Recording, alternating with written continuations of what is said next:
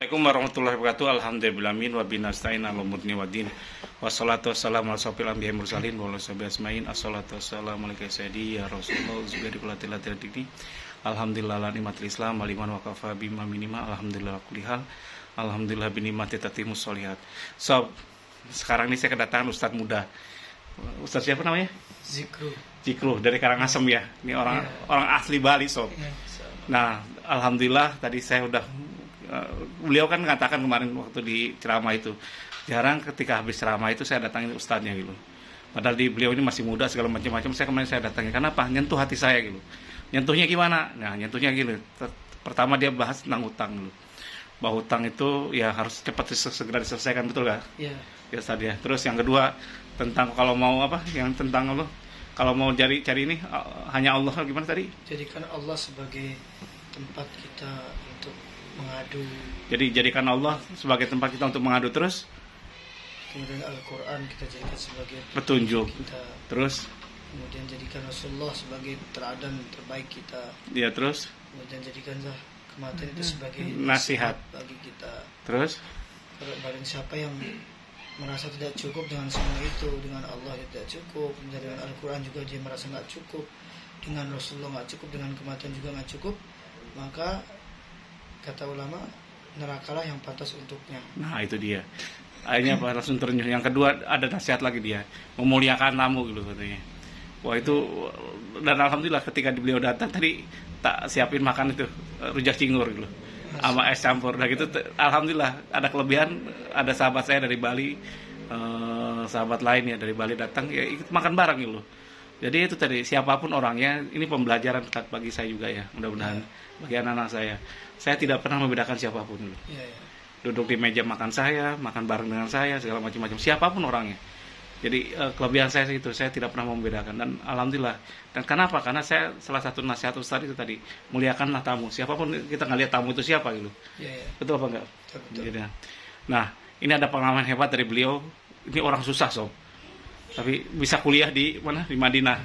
Coba cerita sedikit kuliah di Madinah gimana? Ya. Pertama katanya mau kuliah umum. Ya, bismillahirrahmanirrahim. Assalamualaikum warahmatullahi wabarakatuh. Alhamdulillah wassalatu wassalamu ala Rasulillah amma ba'd. Sahabat-sahabatku yang semoga dirahmati Allah Subhanahu wa taala. Ya, mungkin di sini saya ingin ya berbagi pengalaman sedikit ya. Bagaimana pengalaman saya ketika belajar di kota Nabi Sallallahu Alaihi Wasallam. Dan pada awalnya ya saya tuh nggak menyangka bisa sekolah di luar negeri ya, dalam keadaan kondisi keluarga ya yang kurang mampu. Tapi Allah Subhanahu Wa Taala yang mentakdirkan saya bisa belajar di kota Madinah, kotanya Nabi Sallallahu Alaihi Wasallam. Ini semuanya kehendak Allah Subhanahu Wa Taala. Ya, intinya kita itu berusaha, bersabar, kemudian jadikan Allah Subhanahu wa taala sebagai tempat kita untuk mengadu. Apapun itu kesulitan kita, kita sertakan Allah Subhanahu wa taala. Sampai kuliah di sana gimana? Ya, saya pernah mengalami itu ya. Awal ketika tamat di SMA ya. Ada keinginan ketika itu ingin kuliah umum ya. Iya. Ya, tapi Allah Subhanahu wa taala yang enggak mentakdirkan untuk kuliah di umum. Ya, mana Allah Subhanahu wa taala memberikan jalan yang terbaik. Ya, Allah kasih kesempatan untuk belajar di kota Madinah. Itu pun sesuatu yang enggak disangka-sangka. Ya. Padahal kalau kita mau sekolah ke sana mungkin untuk biaya ke sana saja kita enggak ada ya. Iya, kalau biar biasanya kan susah juga gitu. Apalagi antum bukan sekolah di kayak pesantren, bukan gimana gitu. SMA umum, terus kok bisa gitu? Iya, tidak karena karena keyakinan kita, kemudian ikhtiar kita. Jadi Allah Subhanahu wa taala kasih jalannya jalan keluar ya. Intinya kita mau berusaha, bersabar, dan jangan pernah mengeluh. Apa yang Allah berikan kepada kita syukuri saja ya. Insya Allah Allah Subhanahu wa taala akan tambah nikmatnya kepada kita. Katanya sampai ikut ini juga tahfiz juga ya? Ya, setelah itu sebelum saya ke Madinah itu sempat ya daftar ke Jakarta, kemudian di Jakarta nggak lulus terus jadi gagal ya? Iya, gagal. Kemudian Allah kasih jalan yang lain. Allah kasih jalan keluar yang lain mungkin lewat Al-Quran. Iya, terus? Ya, lewat Al-Quran. Mondok di pondok pesantren, ya, tahfiz di daerah Bekasi. Kemudian setelah itu, ya, pertolongan Allah Subhanahu Wa Taala datang, ya, tiba-tiba datang, gak disangka-sangka. Allah kasih kesempatan, tiba-tiba ada pembukaan tes beasiswa ke Universitas Islam Madinah. Katanya pernah gagal tertulisnya. Ya, sempat ikut tes tulis, gagal. Tapi kata Allah nggak keterima tes tulisnya, nggak lulus. Tapi ternyata ya Allah yang berkehendak, ya. Saya tetap mohon sama Allah, kalau memang ya Allah Engkau takdirkan hamba ke Madinah, Engkau lah ya Tuhan segala-galanya yang berikan segala nikmat, ya. Akhirnya apa? Allah kasih jalan. Walaupun nggak lulus tes tulis, ternyata tes tulis itu nggak ada pengaruhnya sama sekali. Ternyata nggak dilihat sama syekhnya, tes yang menguji, ya, yang menentukan orang itu lulus ternyata pas wawancara sama syekh. Kemudian ketika kita ditanya, ya, pakai bahasa Arab, dan ditanya hafalan Al-Qur'annya, ditanya ilmu-ilmu agama, itu ternyata yang menentukan kita lulus atau tidaknya. Dan tentu semuanya itu karena Allah Subhanahu Wa Taala. Tes penguji pun dia nggak punya wewenang untuk meluluskan atau tidak meluluskan. Dia hanya mendoakan, ya? Hanya mendoakan dan menilai. Doa itu mahal, ya, kan. Masya Allah, luar biasa. Dan selama setahun saya nunggu pengumuman, ya. Saya nggak nyangka memang ini rezeki dari Allah Subhanahu Wa Taala. Tiba-tiba nama keluar dari berapa ribu manusia, yang terpilih cuma 100-an orang. Iya. Termasuk alhamdulillah saya termasuk di dalamnya, dan saya pun nggak nyangka kalau lulus. Berapa tahun di Madinah, Tad? Alhamdulillah 4 tahun. Saya kapan hari kenapa saya terkesan, ya? Saya ingin anak saya ini saya ini kan wakafkan dulu yang yuran ini menjadi ustadz gitu. Ya, mudah-mudahan. Nah, saya kan pengusaha, ya. Kok anak jadi ustadz? Ya nggak apa-apa kan.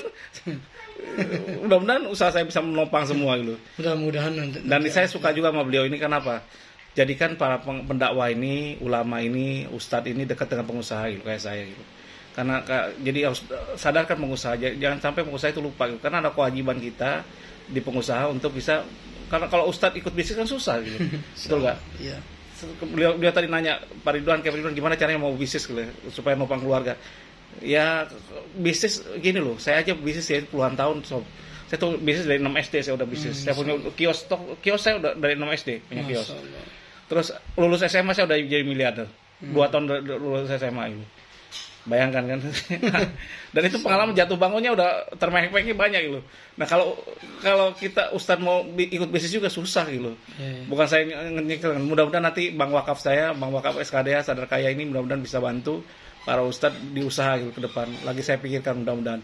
Makanya para ustadz ini harus dekat dengan pengusaha. Terus kenapa saya tertarik dengan Madinah gitu? Karena waktu saya sholat di Masjid Arab di Singapura, ya, itu dia baca ada ustadz muda banget, sob, mungkin 20 tahunan gitu. Ternyata itu orang Lombok, sob, lulusan Madinah gitu. Dan ternyata murid-murid di sana anak mudanya benar-benar tawadu sekali sama ustadznya gitu, hormat sekali gitu.